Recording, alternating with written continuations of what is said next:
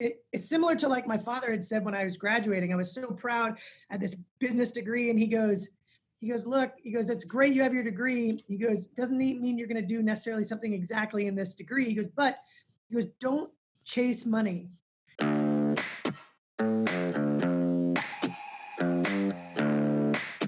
Successful people learn how to make their mind work for them. I'm David Nagel, and this is the Successful Mind Podcast.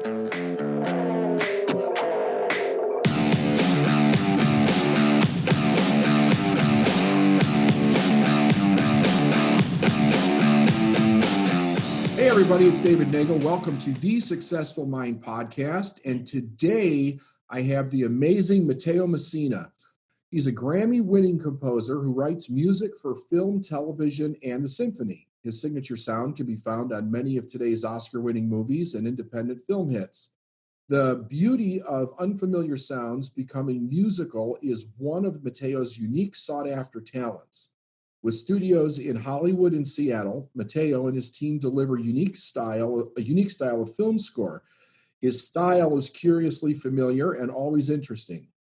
His energy is ridiculously limitless, and his creativity knows no bounds. He's a dreamer and a doer. He's written over 300 feature film scores and music 30. for over, what's that? 30. I'm sorry, 30. You're right, 30. Yeah, 30. You're on your way to 300. I would be exhausted if it was 300. And 200 episodes of television. Also, since the age of 23, Matteo has written, produced, and premiered over 20 symphonies. Each premiere has been a benefit concert for families at Seattle Children's Hospital, and to date, he and his team have raised over $2 million for these children and their families. Matteo is an accomplished writer, a unique storyteller, and a seasoned producer, a dependable man of his business, and one of the generation's most innovative composers. Matteo, welcome to the Successful Mind Podcast, man. It is so great to meet you. And just to tell everybody, for our listeners out there, this will be the 4th or 5th year that I've actually come out to Seattle in November to see the symphony. It's always absolutely amazing, and your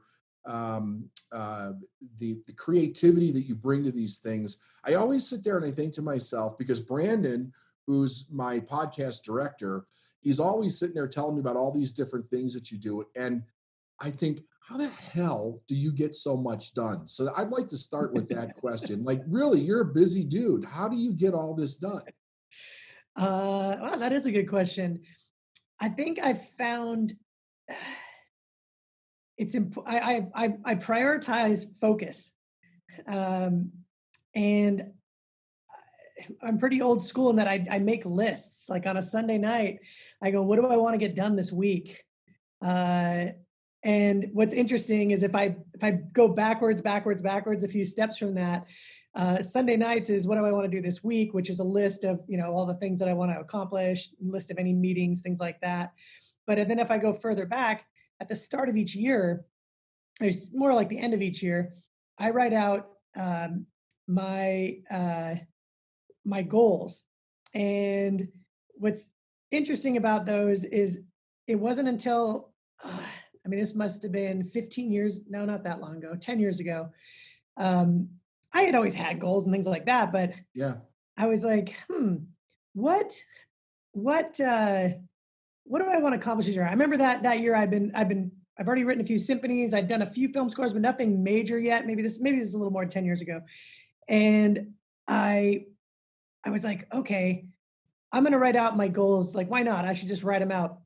And then I was like, well, because I went to business school, I thought, well, I'll write it like a business plan, and I'll write out, my summary in the beginning, and then before that, even I was like, well, what's my purpose? So I decided to have my purpose, and I wrote it down, and it was a sentence long. And then I wrote my mission statement, just like I would in a business plan. That was a paragraph long. And then I wrote out, well, here's my goals. And I was like, well, what do I want my goals? And I was like, well, I'll separate them between my career and spiritual and finance and, relationship, all those sorts of things. And then when I was in those, like, for instance, when I was in career, I remember that year was the year I said, all right, I really want to do a studio film. I hadn't done one yet. I had done a lot of independent things. And funny enough, that year was the year I was asked to do my first feature film or studio film for Fox Searchlight Pictures at the time. And I remember, boy, that next year I wrote out my purpose, mission, and goals again because I was like, this kind of works. Like I literally went Yeah. down and said, well, what do I need to do to get to that? And I was like, I know this person, and and I just looked at all the relationships. So I think the way I get things done is I think really big and long. Like I think way out in the future, and then what I do is I print that out, and I usually just keep that my purpose, mission, goals is just a few pages long, just inside my briefcase or my backpack. And then whenever I get on a plane, which is almost once a week, I just in that moment where they're like, "Hey, turn off all your electronics," or whatever, I pull it out and I just review it. I'm like, okay, just see where I'm at. And then like I said, on Sunday nights, I just go, okay, this is what I want to accomplish this week. And then beyond that, then it's about having a great team. I'm a big believer in providing a vision and then surrounding yourself with people that are really good at what they do. Yeah, absolutely. When you were young, I'm curious as to where this creativity and this drive and this success came from. Did you see yourself being this successful when you were a kid? No, I didn't really. I mean, I think I was just a pretty happy-go-lucky kid. I didn't have any high expectations on my life. Uh, I think when I was really young, I was drawn to the piano. Both my brothers, older than I never really went for it, and I was interested in it, so I started plunking around on it, probably around 3 years old. But by the time I was like 5 or 6, I was able to kind of plunk out my own little tunes. And um, I tried piano lessons once, I think in kindergarten or first grade. I think I was like 6 years old or so, somewhere around there, and maybe 7. And I played all by ear by then. Like my friends, we used to turn the radio on and turn it off, and then I would play back on the piano what I heard, which is just having an ear. A lot of people have that. Some people realize it, some people don't. Right. And then it was like a fun trick to show other friends, kind of thing, that my friends are like, watch this, watch what Matt can do. And but I realized after a while, like the piano, and I even when I tried piano lessons, I played by ear by that time, so I just wasn't interested in it. Like I'm a very patient man now, but as a kid, I probably didn't have as much patience. And so I remember I was obsessed with the Muppets theme song, and so I brought the sheet music of the Muppets theme song to the teacher, and I asked her to play it, and then I played it back for her. And that's what I did for my recital. And then I was like, I'm not doing this anymore. And but anyway, so really that drive, it came from a love of not even necessarily the instrument itself, but a love of being able to express myself emotionally in a way that wasn't words. And that always felt magical and special to me. And it has throughout my entire life. But I never saw myself doing this as a living. I knew that when I got older, I would go to college. I remember my folks, imparting upon us, it's okay, you're going to work in high school and you're going to save up for college. And, Yeah. We'll help pay for the housing, but you pay for your tuition and your books. And, we had a little thing, and it wasn't are you or are you not? It was just, you are, where are you going? And it was great. There wasn't any massive pressure, but it was just enough to set me up and get myself out in the world on a good foot. So they planted that expectation in your head early on then, like this is just a thing that you're going to do. Yeah, because they just said you can make so many things out of your life, and you should go out there and learn and travel if you can. I mean, actually, they weren't big on traveling. They traveled, but not a lot around the world until later in life. But for some reason, I got bit by the travel bug really early because I think I was an over ambitious kid because I was supposed to do like my brothers, which was get a job in high school and save up for university. But by the time I was starting my senior year, I'd already saved up enough. It was supposed to be saving up for your first year's tuition and books, Right. and then work the next summer for the next one. And I already saved up enough for most of it because I worked as a grocery clerk and a video store person, and like I did all these things. And so I decided to travel, and I went and visited a cousin of mine in Spain and traveled around Europe for a bit. And ever since then, I always traveled. I thought it was a great way to enrich my life, and I found it just as valuable as any education. Yeah, I totally agree with you. I'm a person that loves to travel also. Just anywhere that I can go that's new and enriching, I think is absolutely fantastic. Do you feel that you had a positive message for your life coming from your surroundings, from the time you were a kid? Did you always have a pretty constructive message, family, friends, environment type thing? Yes, yeah. I realize how fortunate I am to have that or have had that. Yeah. We just my father just passed away a few months ago. He was pretty much a true north for me, and my mother passed away about 3 years ago. But I can look back, and my brothers and I talk about how, we think about some of our friends or other family, and we just like how lucky we were to have two really positive, loving parents. They made it their mission to be at least one of them would be at every one of our sporting events. When you have three boys playing soccer, baseball, football, everything, Yeah. um, they showed up, and that's definitely something I feel so grateful for. As I got older, I didn't realize, you know, how fortunate that is. I thought it was just everyone, and it's definitely not. Um, I had some great teachers along the way, but I'll definitely go back to Benny and Kay Messina. Those two are really and continue to be even after they're gone, positive forces in my life, and when I say true north, just a compass in that when I try to figure out what should I do here, I think about, well, what would Ben have done? What would Kay say? My mother always preached to me. She would always go, "Hey, things are just things; they don't matter, but people matter. Invest in people." That was her thing: invest in people. And so I've made that a mission in my life. I always invest in others, uh, and and it's led to a very rich life. Yeah, I would say so. And you have such a giving heart, with all the things that you do for other people and for the less fortunate, like the hospital in Seattle. Do you think, did something like, so when you say you didn't realize how lucky you were till you were an adult, like I would agree with that. You were extremely fortunate to have parents that gave you that much positive direction in your life. I work with so many people that's a major thing that they have to overcome in order to follow their dream, to follow their purpose, to be successful. Where do you think that they got it from? Where do I think my folks got it from? Yeah. Yeah. Uh, that's an interesting question. I mean, I'm sure so much of it has to be environmental. I mean, there's nature and nurture. We can look at it from two different angles, but I can even look at uh, my my grandfather Skipper. My mom's father.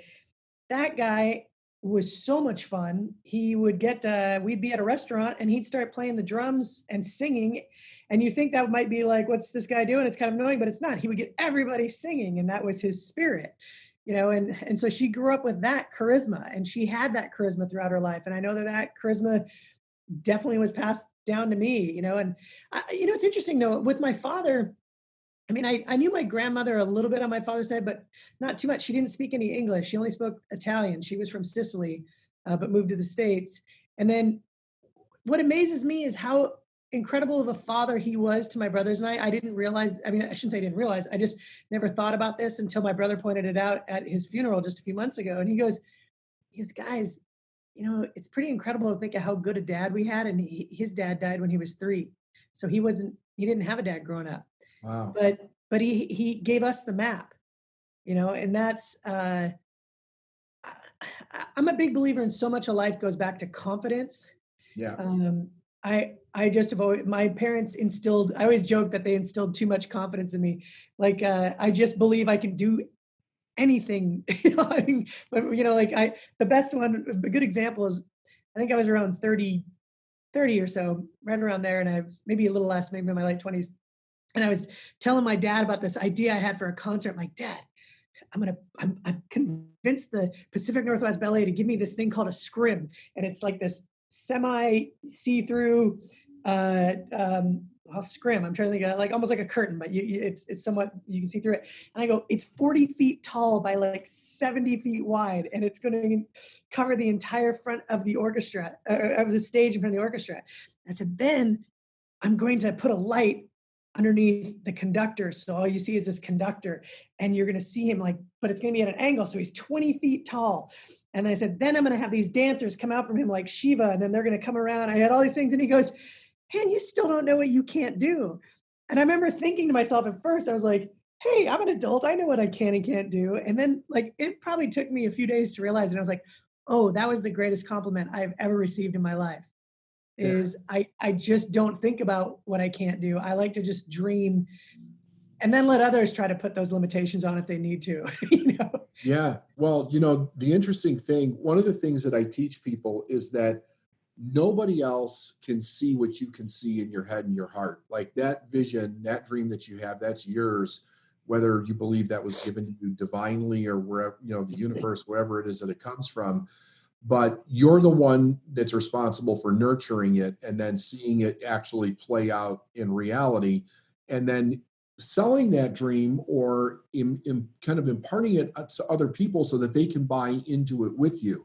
But you're the one that has to actually hold on to that thing and see it forward. And like all the people, all the great inventors, the great musicians, the great talent in the world, has, like, even a guy like Steve Jobs has had the ability to see something that nobody ever saw before and say, if I can see this for some reason, we can do it. And what's interesting about you is that there was nothing there that said that you couldn't, like, especially based on like what your father repeated back to you. You don't know what you can't do yet.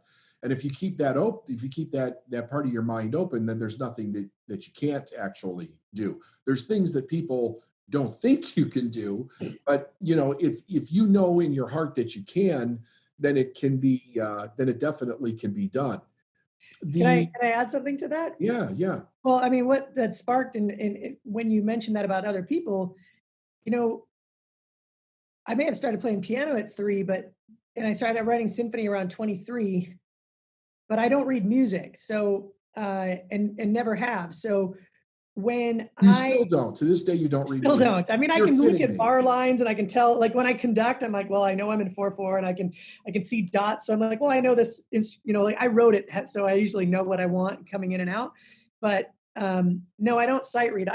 My goal is someday when I, you know, start teaching or something, then I'll make it a whatever university I'm at. I'll say also I want to go through your music program and learn to read. But right now, it's the music is still magical to me in this way.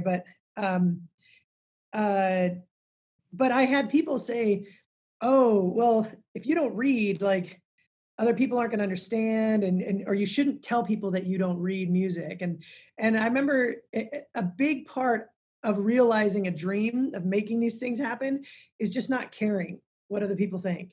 Because if I cared about what they thought, I probably wouldn't have done it.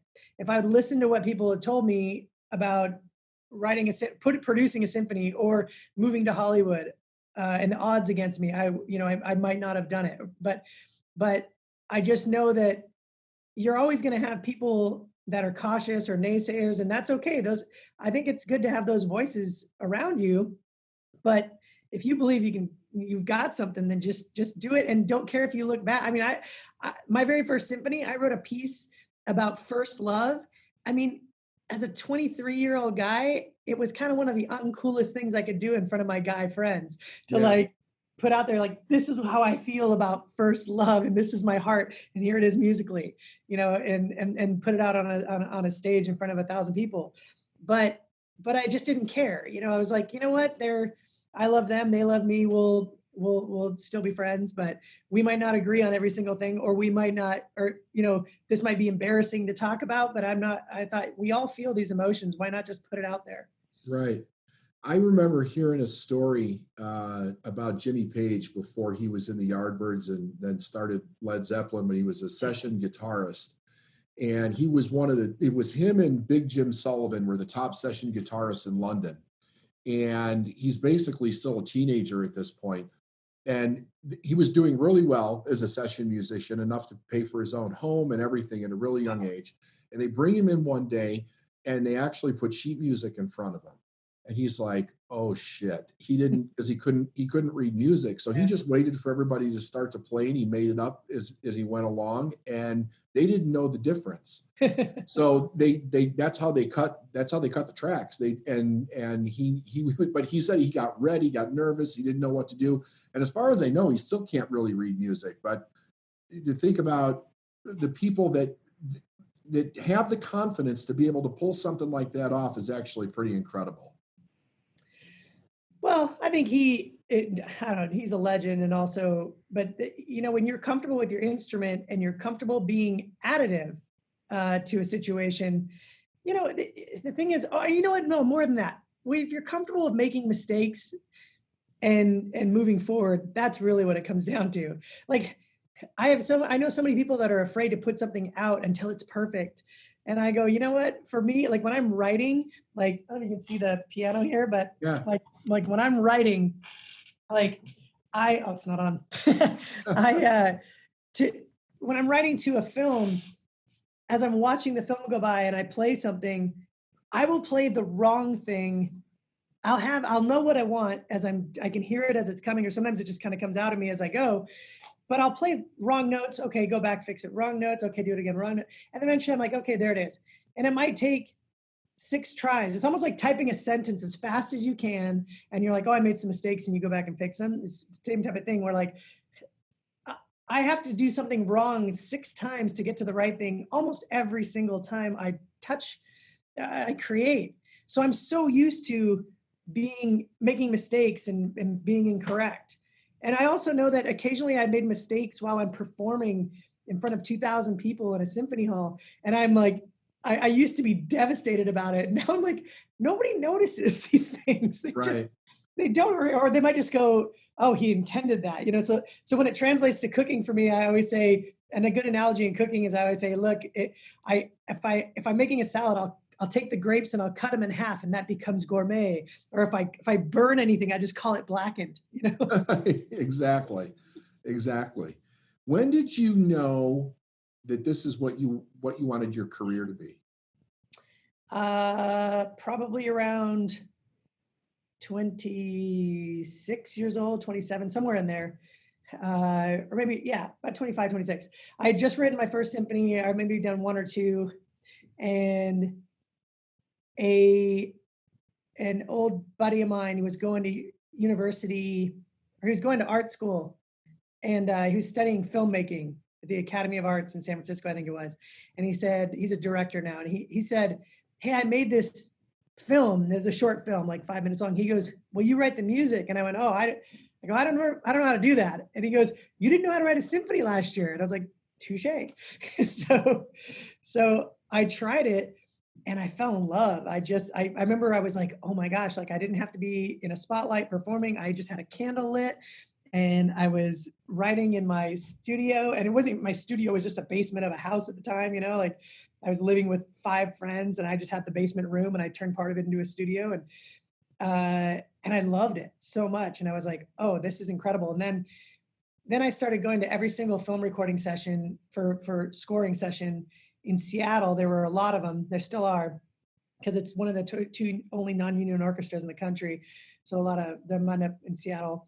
And then eventually I just was like, oh, I've actually, it was that the story how I ended up down there was this great composer named Angelo Badalamenti. I've got to reach out to him and tell him this story. I haven't talked to him in ages. He was doing a film for a director named David Lynch, and the contractor of the orchestra would always say, hey, to whatever composer, we have this young composer here named Mateo Messina. He just wants to be a fly on the wall, if that's okay with you.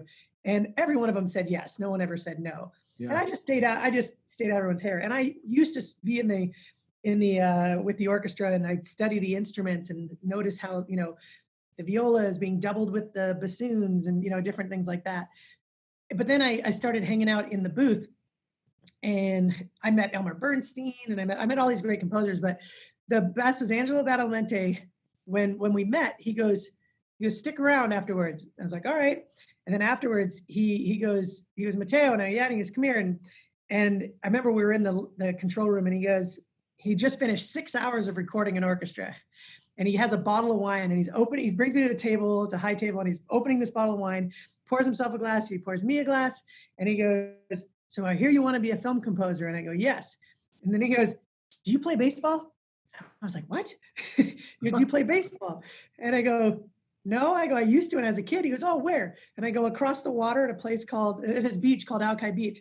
And he goes, so there's a baseball field there? I go, yeah, at a field called Barras Fields. He goes, so there's a baseball diamond at this field? And I go, yes. And he goes, So if you went to the baseball diamond and played baseball, what do you think you're going to do writing film music living here in Seattle? And 6 months later, I moved to Hollywood because that was what he was telling me. He's like, just go down there and do it. And I remember he goes, by the way, when you get down there, he goes, you're going to work for free for a while. And I go, how will I survive? And he smiled at me and he goes, you'll figure it out. That's So that's great advice. yeah, it was great. It's similar to like my father had said when I was graduating. I was so proud. I had this business degree, and he goes, look, it's great you have your degree. He goes, doesn't mean you're going to do necessarily something exactly in this degree. He goes, don't chase money. He goes, you'll find a way to survive. He goes, because it's not like you're going to find some dream perfect job that you're going to love all the time. He goes, but just find something that challenges you, no matter what it is. Because if you're challenged and you're interested, you're going to enjoy it because you're going to spend the majority of your life doing it. So between his advice when I graduated and Angela's advice to get down to Hollywood, I think that was a good formula for me to get started in my career. That's absolutely amazing. Did you have anybody along the way that discouraged you? Yeah, I guess a couple people, but I honestly, I just kind of tuned them out. Like I think one of them was just being overly cautious for me, as I'm assuming, and another one just like wished they had done it, so they were just kind of poo-pooing what I was doing. Yeah. But So it never got in your head and messed with your own head. You just was like, not at all. whatever. I don't even, honestly, I even went now, if I like my soundtracks, sometimes they'll like I'll write music for a film and then the studio will go, we want to release this soundtrack. I'm like, okay, cool. And then they release it. And some people will be like, oh, I love this. But then there'll be other people, if you look at the comments and it's like, oh, they'll hurt you. And so I just realized, I was like, yeah, this doesn't add any value to my life. So I just stopped reading the comments, good, bad, or otherwise. I love that. I love that. Well, I mean, really, it's the whole idea of you doing it from your heart and then just not paying attention, to those comments really says a lot about you and your character for why you're doing it to begin with. I ask a lot of people, like, what is it that about you where you gain the self-awareness, number one, to have the confidence to do it? So we know that you had a great environment, that it made your heart sing when you were playing and when you were creating. Is there a moment in time where it kind of came together where you're like, not like in a bragging way, but in a self-awareness way of like, shit, I'm really good at this? And if so, if there's a time where you can remember that, did you struggle with that at all? Huh, that's a really interesting question. All right, I have strangely two different answers for that. Okay. One, I think a lot of people have imposter, I don't know, a syndrome, whatever it's called. Yeah. You feel like you can't believe people are paying you to do what you do because they don't realize you don't know what you're doing, but you do. I think I had that for the first, decade of my career. Well, not when I started doing big projects, probably the first like 5 years. Probably took me 5 years to the point until I was like, oh wow, I guess I really am adding value here. I remember I was working on a film, and the film was they were struggling through the cut, and they were trying to find the tone. And I wrote something that was not what anyone would expect there, because I thought, you know what, this could work, or this could get me fired. And and it worked. and the director came to me and was like, oh, you saved this. And I was like, wow, I actually really, like, you don't usually hear that in a job. You're just one person but it was just a tonal thing. I mean, more often than not, you're working in a collaboration with an editor, a director, and producers and studio executives, and the actors' performances and the costume designers' choices and the set. There's so many things that go into it. So you're part of this team. But I remember in that moment, probably about 5 years into me doing like bigger like studio projects that they had very much thanked me, that I felt like I was really adding value. Um, One part of why, when you asked about why I might have confidence in this, Yeah. I can easily point back to a time in my life. And actually, interestingly enough, if I'll be sharing this same story at the premiere of my next symphony, but when I was 19, I was in a very bad hiking accident and almost lost my life. And I slid down. I was in slid down a hill about 700 feet. Part of it was a cliff, the first like 30 to 40 feet, and then I was very. It was crazy that I survived it. Like they called me Miracle of the Month at the hospital that I went to, and I, went in the ER and had survived this pretty bad accident and suffered third-degree burns and all sorts of bad stuff. But um, basically, it was.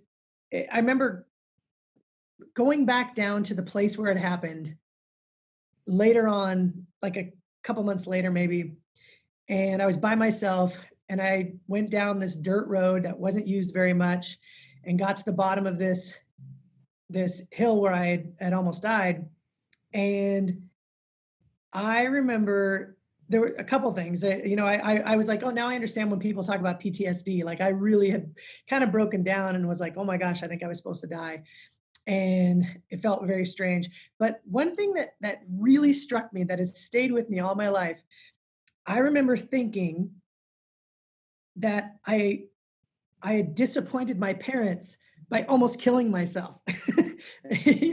Like that, and not on purpose, like by getting, Right. Right. and I remember thinking like that was what I had thought when it first happened. Like I remember telling my brothers, don't tell mom and dad how bad it is. I don't want mom to worry. I was like covered in bandages from my neck down to my boot line. I mean, I was Wow. just skinned. And and here I was recovering, and I was by myself at this bottom of this hill, and I realized I was like, you know what?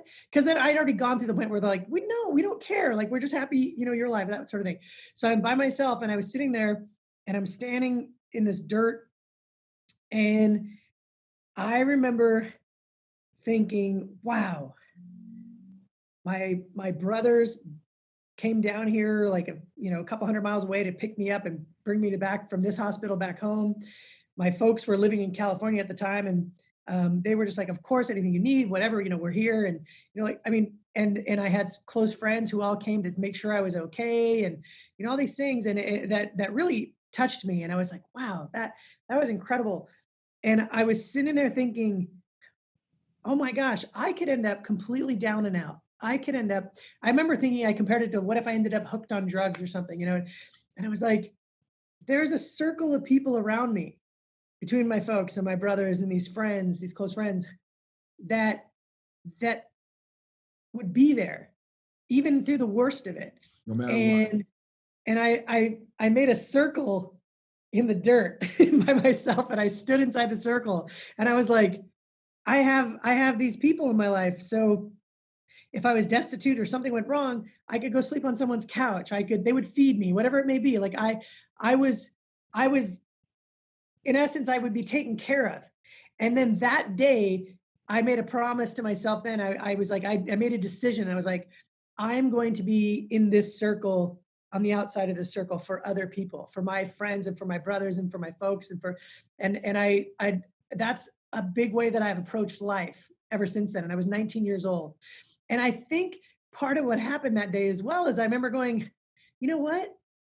I I almost died, but I didn't. And I'm not going to do what people think I'm supposed to do. And I don't care what, I can say, when I was younger, I wanted to impress my parents, or I wanted to, do the right thing. And then I'm like, I don't give a shit what anyone thinks. Like, I'm still going to treat my family and my friends really well. And it's good, but I don't care if they don't like something, because it can all go like this. I mean, you and I can leave this podcast, we can get in some cars, and boom, we could Right. lose our life that quickly. And I thought, I'm just going to do what puts a smile on my face today. And I pretty much have lived my life as much like that as I can for the, ever since then. What a gift it was at 19 years old to have that. And I believe that's a big part of where my confidence has come from, to just go and try things. You said something that really touched a note with me. I also had a near death experience when I was 22. I was water skiing on the Illinois River, and I got separated from the boat, and I was sucked through a dam. Oh, And I was only one of two people that ever survived going through it. And the other guy that survived was a quadriplegic after that. And it was really interesting because the year before, there were two fishermen on a boat, and the motor went out, and they had no way, like if your motor went out on your boat or you got caught up in the current, there was no cable or anything in front of this dam to grab onto to prevent you from being sucked through it. So anything would go through. And I have this amazing picture I show in seminars of this huge tugboat in the 1940s that got sucked through. And I mean, thing's massive, and it was just broken into toothpicks. So these two guys went through, and they got stuck inside the dam. The water had not spit them out, and they sent 3 firefighters down with scuba gear, and all 5 of them died.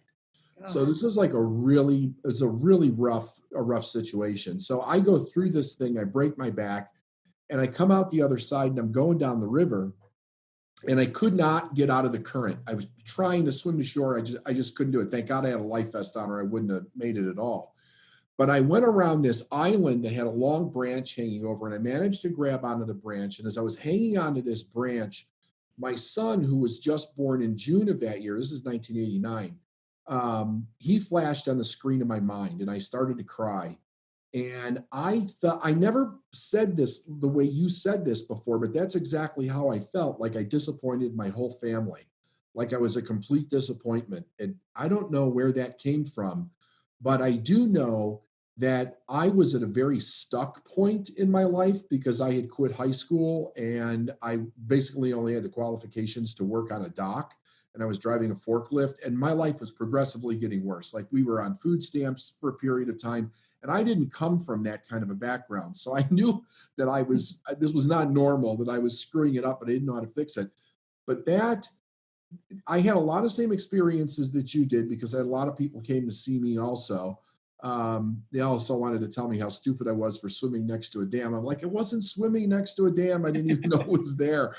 But it gave me a sense of urgency for my life. Like nothing else, as far as like loss goes or being rejected or anything, none of that even seemed important anymore at that point.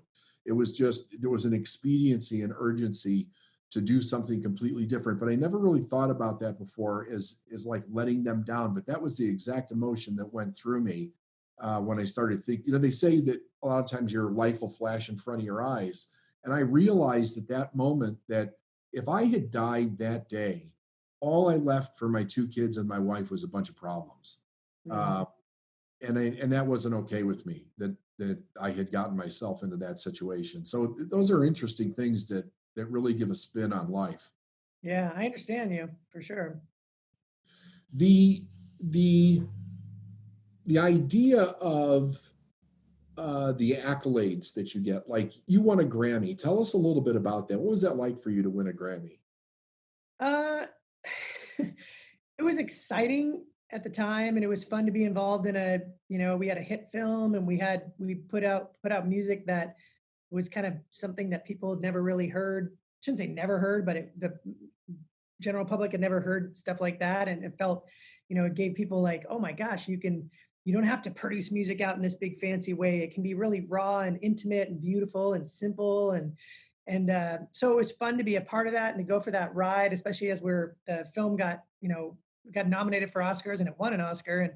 And we would go to all these different events for that. And I remember we would go to all these parties, and I was like, why are we at these parties? And then like I remember walking into a party, and there was literally like Billy Crystal and I'm trying to remember who, like every famous actor I'd ever heard of in my life was there. I was just like, this is crazy. And Hans Zimmer, this composer, came up to me, and he's like, oh, I loved your score for Juno. And he told me it feels like it sits on my shoulder. And we're just meeting all these people. And I was like, this is so fun. And then I asked them, I'm like, why are we at all these parties? They're like, that's because these are all Academy voting members. They want you to rub elbows with the voting members. I was like, oh, I Oh, see. wow. I mean, that was for the Oscars, not for the Grammy thing. But here's the interesting thing. After getting the Grammy, honestly, I remember telling this to some students one time. I'm like, yeah, I got up the next day and I still pooped the exact same way. Yeah. Like it didn't change how I thought. It didn't change how I acted. It didn't change what I did on a day-to-day basis. It was just a nice PR thing to point to for business.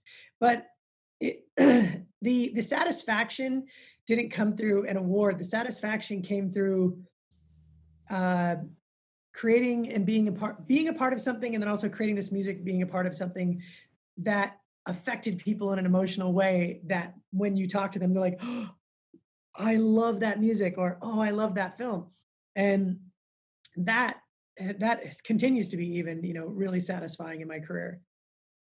That it's an amazing accomplishment, and there's like only so many people that ever really get to experience something like that.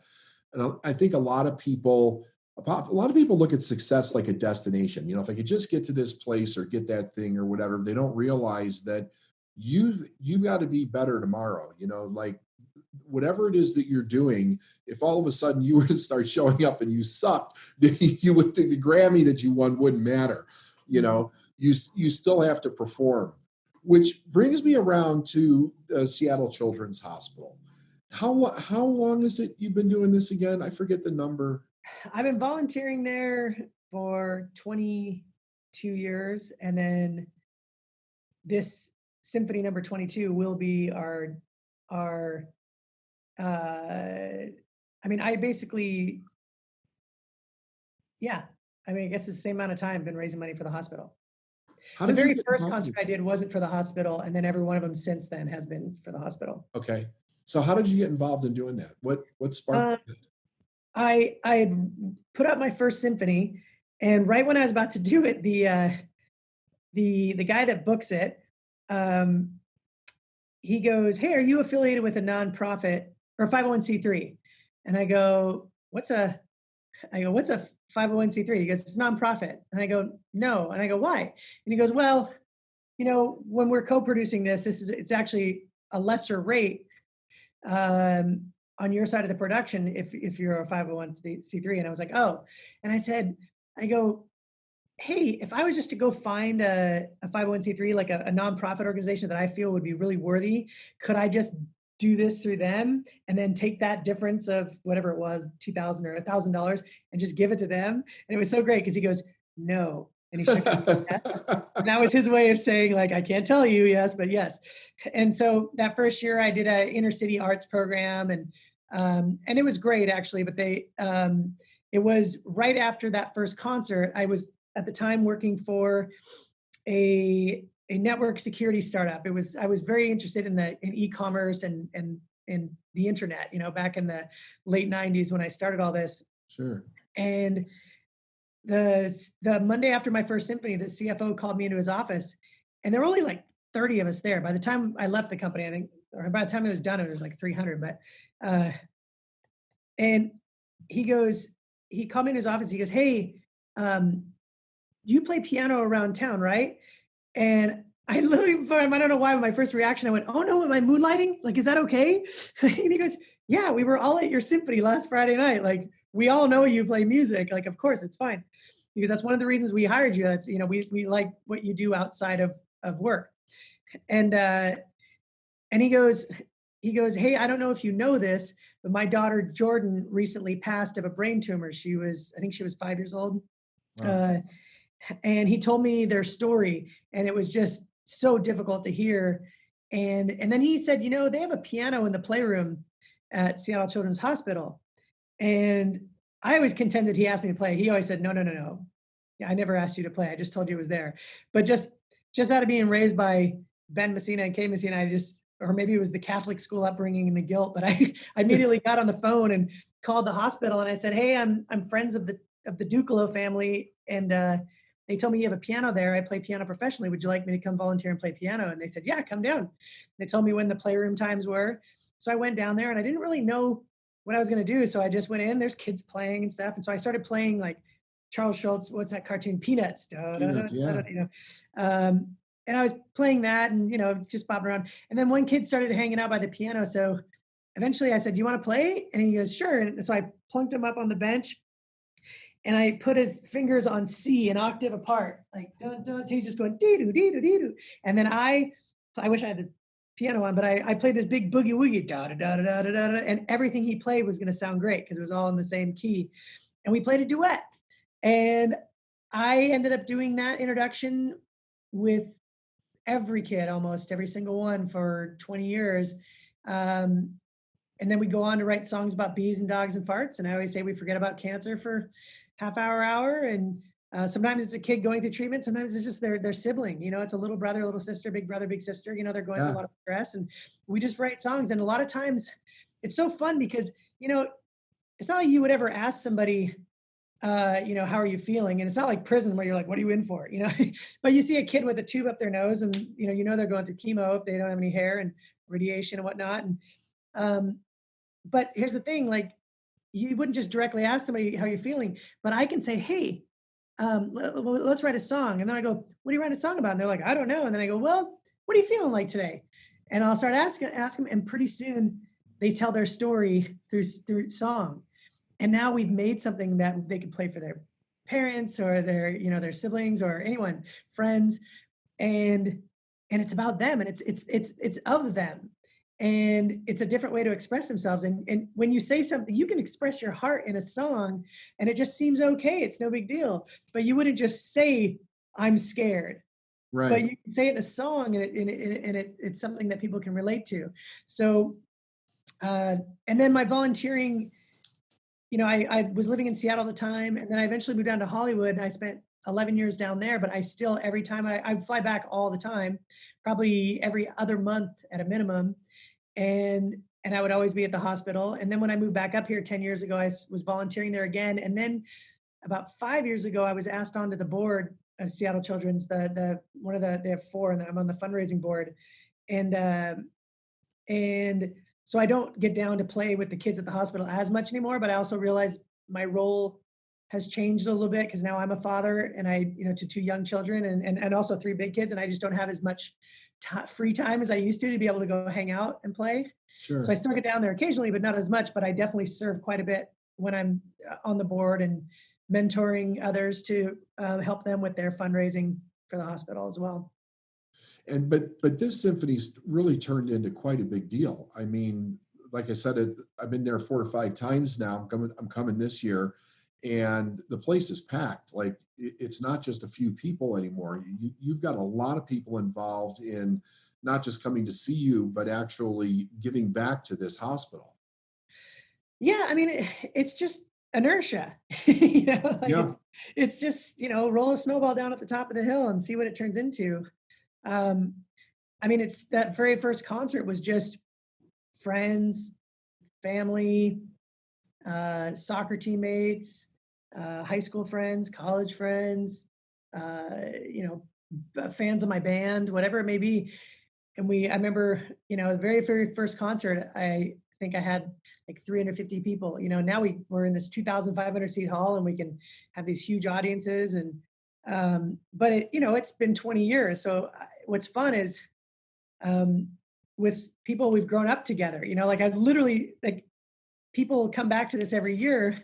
And I don't just, it's not like a showy thing. I Right. literally play what's on my heart and just know that it translates. I never write from a perspective of, hey, I bet people would like this. I just don't. I just write what I'm interested in. And just by virtue of being a human being, I know other people can relate to these moments of joy or fear or sorrow or pain or, ecstasy, whatever it may be. It's relatable. So I just play and know that they're going to feel it. And a lot of times in the concerts, I don't use the word I as much as I would use the word you. Uh, and I'll talk to people, when you feel this or you feel that. And then at the end, I'm just like, well, this is why I wrote this because I felt that too. And then I play, whatever it is with the orchestra. But now they're set up to be thinking for the next 5 or 6 minutes of that piece about their journey in whatever motion that is. And you get the kids involved. Like I've seen Yeah, you what's yeah. it like for them? I don't know, I think it's pretty fun. I think it's somewhat cathartic. I think, just 2 years ago, we did the 20th, and, about a half a dozen of the kids came back, which was really cool. Um, and I stay in touch with almost every one of them. A couple of them have passed away, but, majority of them are doing well, and, um, we stay in good touch, actually. You know, one of them, Taylor, went on to, uh I remember he almost died just when he had went through leukemia, and he was getting a bone marrow transplant. When I met him, he was on prednisone, and it's all blown up, Yeah. and we wrote this song. His initials are TC, and his family, they called him True Courage. So he and I wrote a song called True Courage, and I go, "What do you want to write this about?" He's like, "I just want to thank all the doctors and nurses for helping me live." And we wrote this song about what it means to have true courage, and it was out of gratitude. This kid, when he went back to school, he was starting, should have been in high school. They said, he should just do a GED equivalent. And he said no. And he went back to school, and he got straight A's, so much so then he got himself into Harvard, and he's now graduated Harvard. I wrote his recommendation letter for like a Rhodes Scholarship or something. Like he's just an incredible human being. And I mean, but and then there's other, I mean, I have so many of them that we just, another one, he just sent me a poem that he wrote just the other day. He's like 22 now. And um I don't know, we just stay in touch here and there, and we're a part of each other's lives. And I think for them, they get to express how they feel. And there's something great about being known, and Yeah. accepted. And I think that tends to be kind of a recurring theme of my concerts anyway, is acceptance, and that you are known and that you are valuable. And so when this, being a patient going through especially a life-threatening disease, can sometimes be quite lonely, because people feel kind of freaked out if you're about to die, or they're not sure, and they just, human beings were somewhat funny around death. And it can get really lonely. And then for them to be able to just tell their story, and especially in a victorious manner, it ends up being pretty cathartic, I think. I mean, do you find one of the things that's interesting, because I've done work, I haven't lately, but for years I did a lot of work with Make a Wish Foundation, Mhm. and we would donate a portion of seminars to Make a Wish, especially the chapter out in Las Vegas. And so I would bring some of the kids to the event on stage, and one of the I think was a chapter president at the time, and they would talk, and we would talk to the children a little bit, and I was asked to come in and help paint this new room for them, and to kind of be part of this experience with them. And for me, it was incredibly life changing to be in there and doing something with these kids. But what shocked me the most was the optimism that they had. Yeah. Like, I'm thinking, because I had never really been in a situation like that. I was wondering, like, I wonder what the mood's going to be like. Are they going to be down? Are they going to be sad? Like, what is this going to be? And they literally, like, these two little girls took my hands, and they walked me over to this wall with this paintbrush, and where they were doing these murals and everything. And they were literally excited to be involved in all these different projects that they would do. And I remember thinking to myself, man, so many times we think we've got problems in life, and these kids are battling, for their lives, and they can be that happy, they can be that optimistic, they can be that much in the moment of something where it's just pure joy radiating from them. And they have to be afraid and in pain, and going through the horrors that cancer and life-threatening diseases actually bring to someone in their family. And I was just wondering, like, how is that how has that affected your life? How has that touched you, witnessing all of the different things that they go through? That's a good question as well. I mean, I've walked through a lot of tough stuff with families through these 22 years or so. Um, and what I've found is, people forget how resilient we are, human beings. I mean, we are a lot stronger than we give ourselves credit for. And I think so often too, when people, see like a kid that's sick, you know, they forget that that's it's the same as you. Like I'll give you a good example that maybe this will help give us some perspective. But like one of the things we raise money for, it's for this really incredible research curing kids of blood cancers right now in the clinical trials. It's like at a 92% success rate, and it's going to be amazing in the future here. But the other is called uncompensated care, and it basically it helps any make sure that any child that comes to the door gets accepted regardless of insurance. And That's fantastic. people think like, oh, they're less fortunate. And it's like, no, that you understand, like this is anyone. You have a sick kid, you're gonna mortgage your home, you're gonna do whatever it takes to uh to help them. And so people think like they kind of put sick kid in a this neat little box over here, like this is a certain type. That's just you. You can go through that at any time in life. So you have to look at it from your perspective, not just like they are this other kid and oh, they're so strong. They're filled with all that fear, they're filled with all those things. But also what happens is you can't just live in that fear. This is somewhat, well, that's not strange, but so I have a really dear friend of mine, a very, very successful songwriter who just passed away about 3 weeks ago. And he and I was talking to him about 2 months ago. It was only 5 weeks before he got diagnosed and he died within like 6 weeks Wow. of a glioblastoma, brain tumor. He's young. He had 41 years old. He had 3 daughters under 6, and it's really tough. And the day, like maybe the day after his first treatment, I flew down and he and I went out and hung out for the night. And and like I had to hold his hand, for us to walk into this cafe. Like his vision was a little messed up, and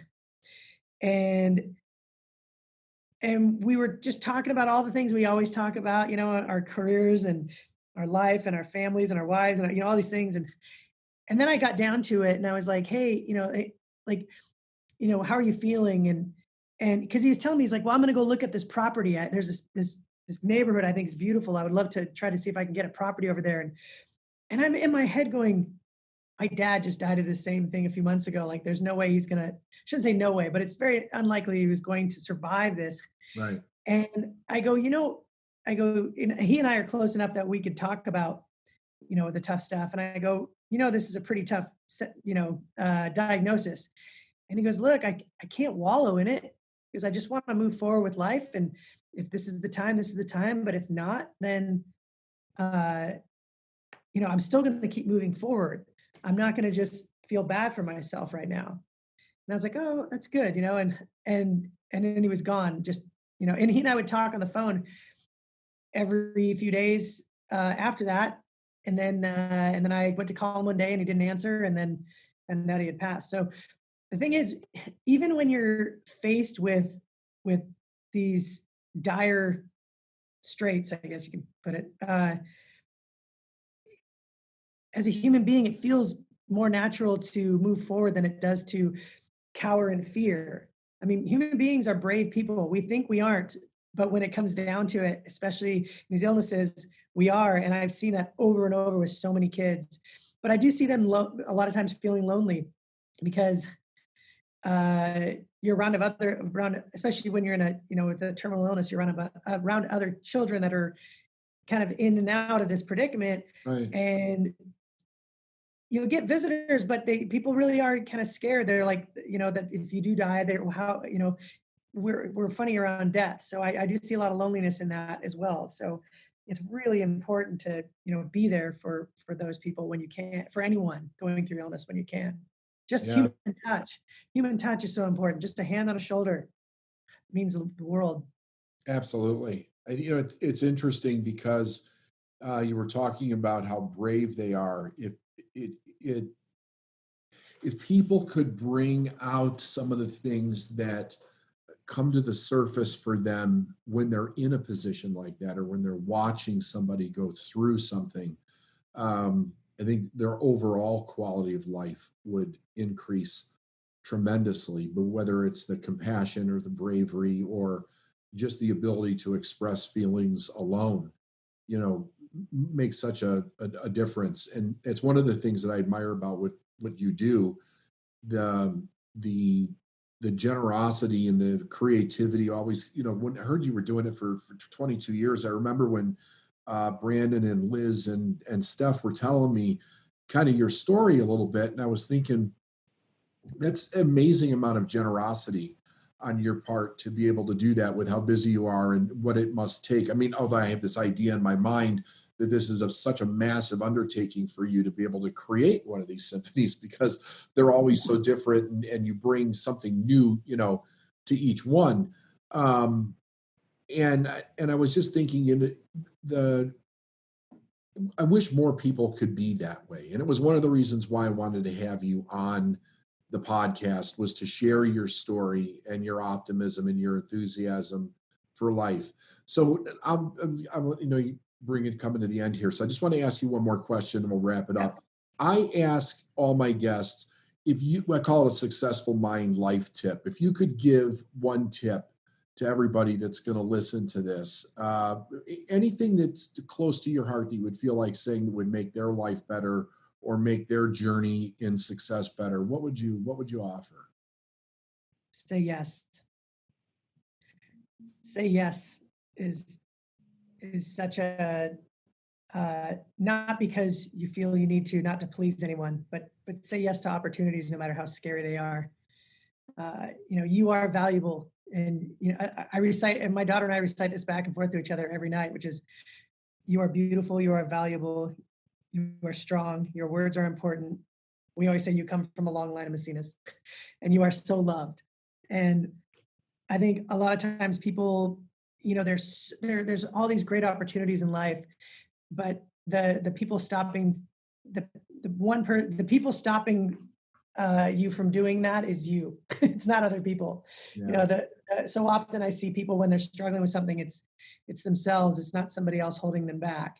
And it comes in the form of words of like these statements like, oh, but I don't have enough time, or, oh, that would be too expensive, or, oh, there's always an excuse. If you ever hear yourself saying an excuse, chuck the excuse and just say yes, and just see where it leads you. I couldn't ask for more. It's been a real pleasure and an honor to interview you. Thank you for your time. I really appreciate it. No, thank you, David. You asked really good questions, actually. Thanks. I'll see you in a month. All right. Sounds good. Take care. Take care, my friend. All right. Bye-bye. Bye.